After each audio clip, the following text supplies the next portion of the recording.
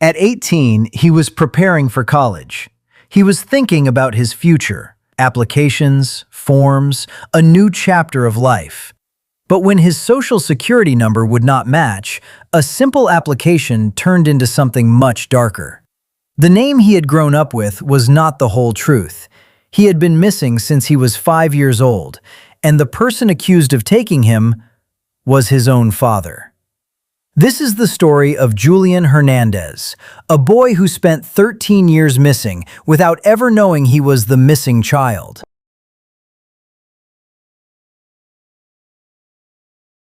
Some missing person cases end with a discovery in the woods.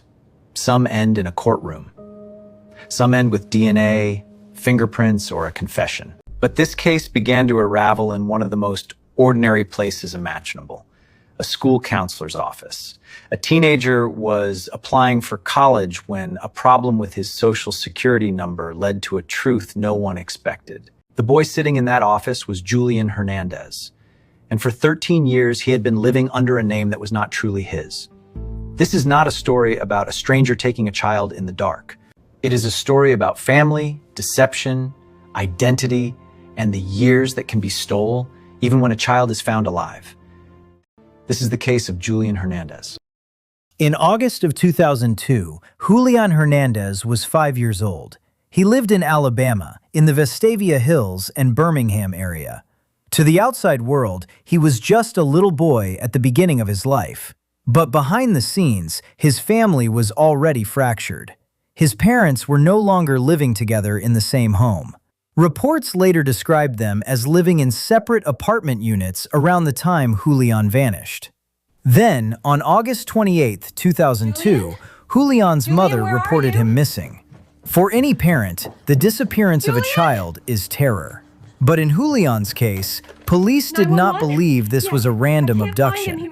The suspicion quickly turned towards someone close to him, his father, Bobby Hernandez.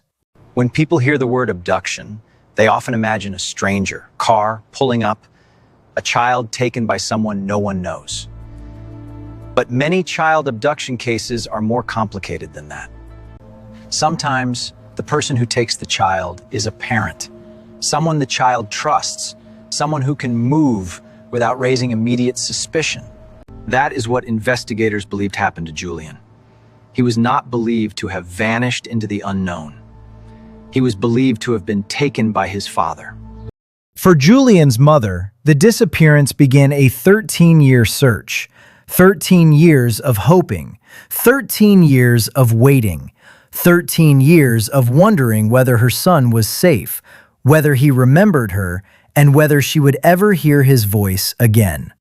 Leads came in over the years, possible sightings, possible locations, tips that stretched from one place to another, but nothing brought Julian home. As time passed, Julian's childhood continued somewhere else. Birthdays came and went, school years passed, family milestones happened without his mother there. To the world, Julian was a missing child. But somewhere in Ohio he was growing up. Only not as Julian. After leaving Alabama, Bobby Hernandez and Julian built a new life in Cleveland, Ohio. But it was not built under their real identities. They lived under assumed names. Julian grew up believing the life around him was normal. He went to school, he made friends, he became a teenager, and from the outside, nothing about him looked like a boy who had been missing for 13 years. That is one of the most unsettling parts of this case. Julian was not hidden in a basement. He was not kept from the world. He was living in plain sight. But the truth had been buried beneath false records, a changed identity, and the silence of the one person who knew exactly what had happened. A person can disappear without being physically locked away. A child can be hidden by paperwork, by a new name, by a new city, by a story told so early and repeated so often that it becomes the only truth the child knows. For Julian, the mystery was not around him. It was inside his own identity. In 2015, Julian was 18 years old. He was preparing for college. Like many teenagers, he was thinking about what came next. He was planning a future. But during the application process, a problem appeared. His social security number did not match his name. At first, it could have been a mistake, a typo, a misplaced document, a routine administrative issue. But the problem did not go away. Julian worked with a school counselor to figure out what was wrong. Together, they began searching. And what they found changed everything. Julian's information connected to a missing child record, a boy from Alabama, a boy who disappeared in 2002, a boy named Julian Hernandez. Imagine being 18 years old and trying to fill out forms for college. You are thinking about your future. Then suddenly, the system tells you something is wrong. Not with your grades, not with your application, with you, with your name, with your identity. And then you learn that the person you thought you were is connected to a missing child case from 13 years ago. That is the moment this case turned. Not because someone found a hidden clue at a crime scene, but because one number refused to match. On October 30th, 2015, the FBI in Cleveland received information that someone living in the city might be a missing child from Alabama. Investigators began working with the National Center for Missing and Exploited Children, Vestavia Hills Police, and the FBI's Birmingham Division. Within days, they confirmed the truth. The teenager in Cleveland was Julian Hernandez, the same child reported missing in Alabama 13 years earlier. On November 2nd, 2015, Bobby Hernandez was arrested in Cleveland. Julian's biological mother was notified. After 13 years, the child she had searched for had been found alive. But a case like this does not end the moment someone is found, because finding Julian answered one question: where was he? But it opened many others. What had he been told? What did he remember? How does a young man process the truth that the father who raised him was also the person accused of taking him? This is where the case becomes emotionally complicated. Julian was alive. He had grown up. He had gone to school. People who knew him described young man with a future. But being found alive does not erase what happened. His mother lost 13 years with her son. Julian lost the truth about his own beginning. And the person who gave him a home was also the person accused of taking him another one. Two things can be true at the same time. A child can love the parent who raised him, and that parent can still have committed a serious crime.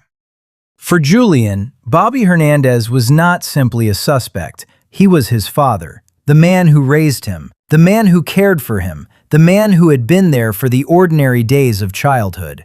But for Julian's mother, Bobby was the person accused of taking her son and keeping him hidden for more than a decade. The same story looked different depending on where you stood. For Julian, it was the collapse of one identity. For his mother, it was the return of a child she had spent 13 years grieving. After his arrest, Bobby Hernandez faced multiple charges in Ohio. The case involved more than the act of taking Julian. It also involved the records used to maintain their new lives. Authorities said documents had been falsified, names had been changed, records had been created or altered so the two could continue living under assumed identities. In March of 2016, Bobby Hernandez pleaded guilty to multiple charges. They included kidnapping, tampering with records, interference with custody, and forgery. Other charges were dropped as part of the plea agreement. In a case like this, the crime is not only the moment the child is taken. It is every document that hides the truth. Every year the child is kept from the searching parent. Every birthday missed. Every school form that says one thing, while reality says another. This was not a disappearance that lasted a day. It lasted 13 years. When the case reached sentencing, many expected the courtroom to focus only on punishment. But Julian's response made the moment deeply emotional. He asked the judge not to send his father to prison. He spoke about the love and care he believed he had received growing up. He said he forgave him. To some, that may be hard to understand. But Julian had spent almost his entire remembered life with his father. The man accused of kidnapping him was also the man he called Dad. That made the courtroom more than a legal proceeding. It became a collision between law, love, loss, and loyalty. Victims do not always respond the way outsiders expect them to. Julian's forgiveness did not erase the crime. It did not undo his mother's pain. But it showed how complicated family abduction cases can be. There was no simple emotional category. No clean line between love and harm. For 13 years, Julian had lived inside the consequences of someone else's choice. And when the truth came out, he had to carry all of it. In April of 2016, Bobby Hernandez was sentenced in Ohio. He received 4 years in prison and 5 years of probation. The judge acknowledged the pain of Julian's mother, describing the case as every mother's nightmare. But the court also considered Julian's request for leniency. For Julian's mother, the sentence could never return the years she lost. For Julian, the sentence meant losing the father who had raised him, even after discovering what he had done. And for Bobby Hernandez, it was the legal consequence of a choice made 13 years earlier, a choice that changed 3 lives. A mother left behind, a child raised under another identity, and a father who turned a custody conflict into a 13-year disappearance. After the case became public, Julian asked for privacy. He wanted to be treated like a normal young man. He wanted to continue his life without being defined only by what had happened to him. And maybe that is the most respectful place to leave his personal story. Because the public knows the case, but Julian had to live the aftermath. The truth gave him answers, but answers can come with grief. He learned who he was, but he also learned what had been hidden from him. He was found alive, but he had still been taken. And for 13 years, the life he knew had been built on a secret. The Julian Hernandez case does not end with a body being found. It does not end with a forensic breakthrough. It ends with a young man trying to start his future, only to discover that his past had been hidden from him. That is what makes this case so haunting. Because sometimes a missing child is not found in a remote place. Sometimes they are found in a classroom, in a school office, in a database, in the space between a name and a number that refuses to match. Julian Hernandez was 5 years old when he disappeared. He was 18 when he learned the truth. And while he was found alive, 13 years had already been taken from him and from the mother who never stopped searching. Some cases ask, where did they go? This one asks something deeper. What happens when the person missing does not even know he is missing? Thank you for watching. Next time, we revisit a case that began as a violent break-in, a young nurse, a newlywed marriage, a home in Los Angeles. When Sherry Rasmussen was found dead in 1986, investigators believed it was a burglary gone wrong. But something didn't fit. Overlooked warnings, a jealous past, and evidence that waited more than 20 years to speak, because the killer wasn't hiding in the shadows. She was hiding behind a badge. Discover the shocking case of Sherry Rasmussen in the next episode of True Crime Origin.